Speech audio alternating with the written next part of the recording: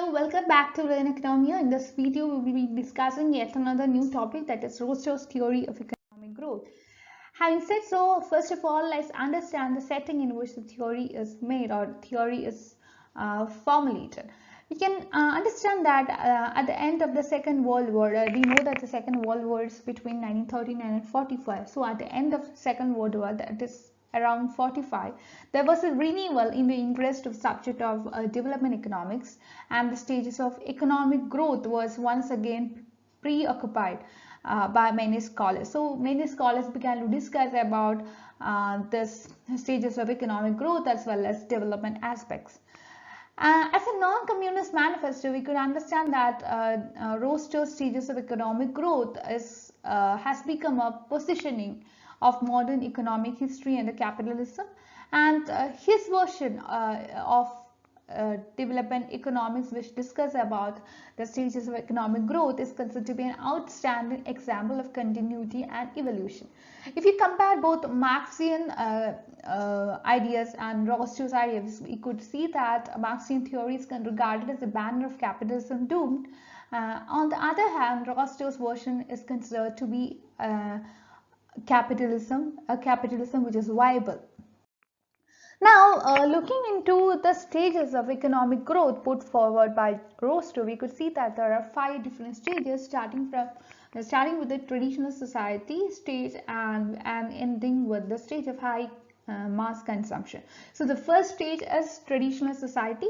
The second one is a preparation for takeoff, which is a stage in which communities build up their propensities in such a way so that this would be conducive to takeoff. And the third stage will be the period of takeoff, that is the exact takeoff. Here productive capacity of the community registers a distinct upward rise. Okay, and the fourth one or the fourth stage is the drive to maturity stage, and this is a period of self-sustained growth in which the economy keeps on moving. And the final stage is the stage of high mass consumption. So let's discuss each of the stages in detail. First stage, which is the traditional society. This is one of the simplest and primitive forms of social organization as per Rostow, and it is one whose structure is developed within the limited production function based on the pre-Newtonian science and technology and all pre-Newtonian attitude to the physical world. Now there have been certain characteristic features in this particular stage, not only in the stage, in every stage put forward by Rostow, there have been a set of characteristic features. Coming to the features of traditional society, we can see that with respect to per capita income, within the limited range of available technology, there is low ceiling per capita output in the economy. And now coming to the employment in the case of agriculture, we could see that a high proportion of workforce, that is around 75% of more percentage of workforce devoted in the production of agricultural goods. So we could see that a high proportion of resources are also devoted in the agricultural section rather than devoting to the other sectors in the economy. Now coming to the third feature, that is with respect to social mobility, we could see that a hierarchical hereditary status oriented social structure was there, and so this was held down to mobility of society at that particular point of time. Now coming to the political power aspect, we could see that the center of gravity of political power was localistic, region bound and primitive. It was based on land ownership. Now coming to the second stage, that is a precondition for takeoff. Here this is a stage of economic growth in which progressive element creep into otherwise barbaric and primitive psyches of the members of the society.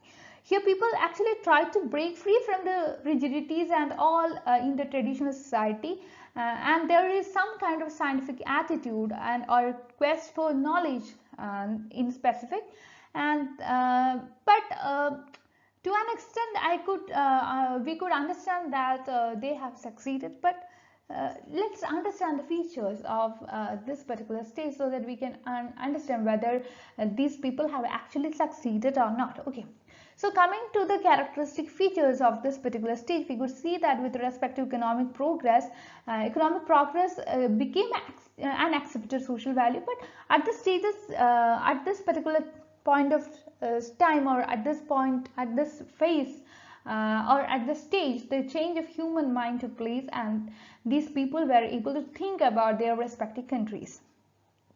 Now, coming to the new enterprises, we could see that the new types of enterprising people emerged in the society, and their objective was mainly to establish a firm or industry to produce output for a long period of time. Now, moving to the case of investment, we could understand that as a new enterprising persons emerged in the society, there would be gross investment, which was raised from 5% to 10%, so that there would be more growth in the economy, not only with respect to the growth of output, but also the growth of population. Now, moving to infrastructure, we could see that as different industries were established in different parts of the country, automatically there would be more facilities coming up. There will be transportation facilities, communication facilities, roadways facilities, railways, ports, etc. So, infrastructure was built all over the country.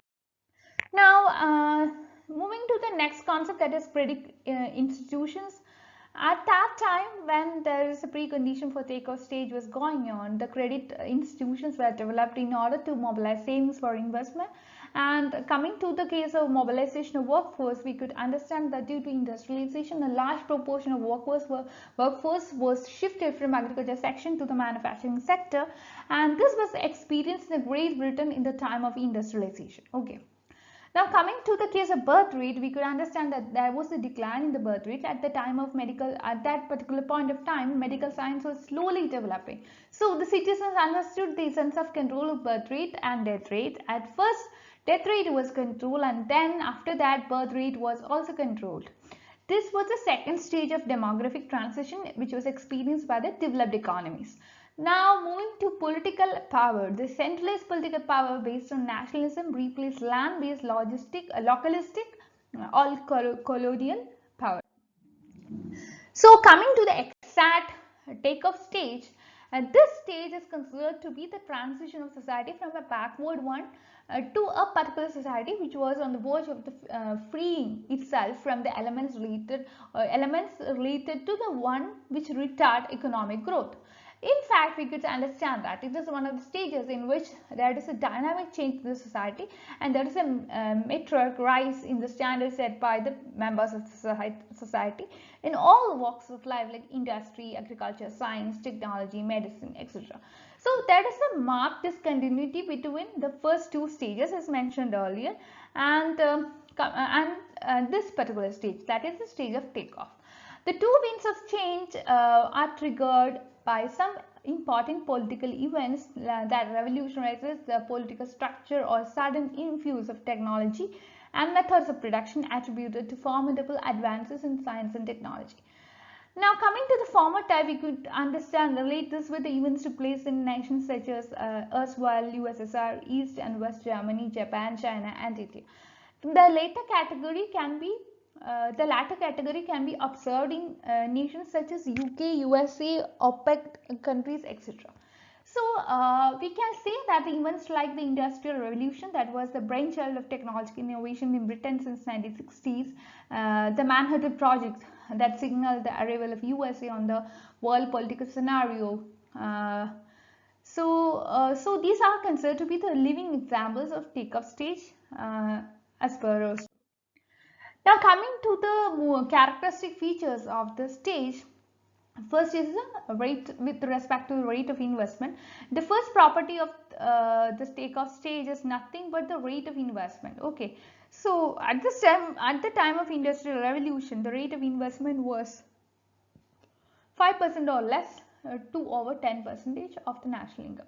At this time, agricultural land were acquired for industrialization, and this led to depression in further period. For the purpose, colonialism was required in Great Britain.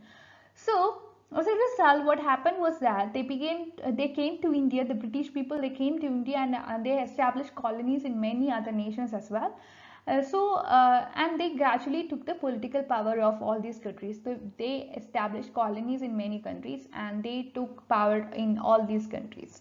Now, there was also development of one leading sector, and that is during this industrial revolution and all, we could see that the development of a particular secondary section of each country in Europe was there, and especially in Britain and all, we could see a large development in textile and iron and steel industry. So as iron and steel industry, which is considered to be an essential element in the development of every country, and each country experienced the growth in iron and steel industry. So especially in Europe and all, we could see this, and nowadays the development of a country is actually measured by the per capita consumption of iron and steel. Now, coming to the next point, that is the existence of different frameworks in the society, we could understand that there was existence of political, social and institutional frameworks which exploited impulses to expansion in modern sector, and the potential external economies affected the takeoff and gave process of growth a sustained and cumulative character. Now coming to the next stage, which is the drive to maturity, we could understand that this is the state of economy where the society as a whole, when winning all friends, become a habit or an addiction.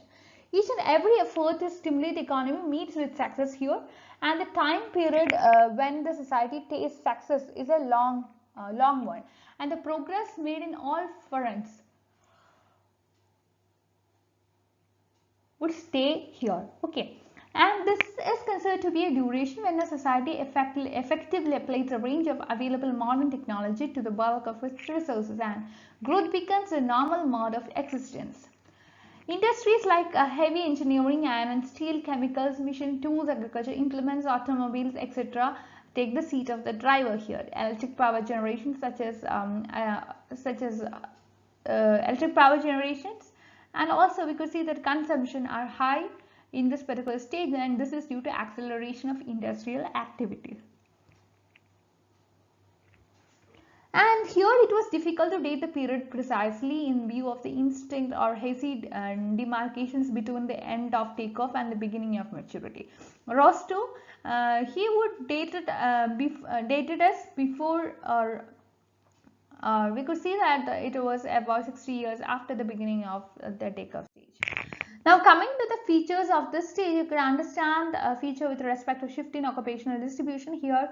As a result of industrial revolution and all, many industries were established in Great Britain and many other countries. Western Europe, if you look at Western Europe, you can see that the workforce was shifted from agriculture sector to manufacturing sector, and the proportion of the working force engaged in agriculture sector went down to 20% or less. Now coming to the consumption pattern, a new type of workforce was created which was termed as the white collar workers, and they were mainly officials or managing officials of factories governing body, and due to high income their preferences were shifted to luxury goods. They began to take all the luxury goods for them, and as a result the consumption pattern of the non-agricultural goods increased, and this led to the development of the existing industries, and also variation tastes and preferences took place more rapidly during this period. Now coming to the case of the consumption of leading sector, we could see that the change in the composition was observed to vary from country to country. The Swedish takeoff was initiated by timber exports, wood plum and paste board products, followed by the emergence of railways, hydropower, steel, animal husbandry, dairy products, etc. The Russian takeoff started with grain exports, followed by railways, iron and steel, coal and engineering. Now coming to the stage, the economic factors which affect the drive to maturity state, we could understand that the role played by entrepreneurial leadership, that is in the stage of drive to maturity, the change in the entrepreneurial leadership was there. Cotton, steel, railway, oil barons give way to the managerial bureaucracy, and then there was also boredom. Certain boredom with industrialization gave rise to social protests against the cost of industrialization. Now coming to the final stage, which is the age of high mass consumption. Here from maturity the economy moves with growth to high mass consumption, and the stage this stage is considered to be durable. Here there was the role of durable consumer goods like radio, TV, automobiles, refrigerators, etc.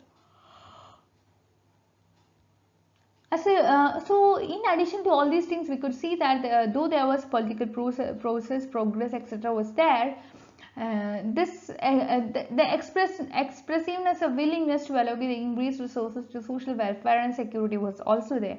The stage defined in terms of shift in emphasis from problems of production to that of consumption. So we could understand that from production people began to shift their focus to consumption because there was an increase in consumption. So as a result, attention was towards problems of allocation of resources, which according to Rostow came to be governed by the following conditions, and these are pursuit of national power and world influence, welfare state redistributing income to correct an aberrations of the market process, extension of consumer demand on durable consumer goods, and high grade fronts for high grade foods. So, as every other theory, this theory is not free from criticism. The theory has been criticized on the grounds of reduction of economic growth, mechanism of evolution, economic variables, lack of symmetry, predictive value, hypothesis, and habits of saving. Not only these, there have been many other aspects from which the theory has been criticized. So, moving to the conclusion of the thesis or of the theory, we can understand that Rostow, he had advocated this theory as an alternative of Marxian theory. So Marxian theory, it's actually it is embedded in Communist Manifesto, and Rostow, he describes his own works in Non-Communist Manifesto. In fact, the bottom line was Rostow based his theory on flows of Marxian theory, and he criticized theory put forward by Marx on the ground that it suffers from economic determinism.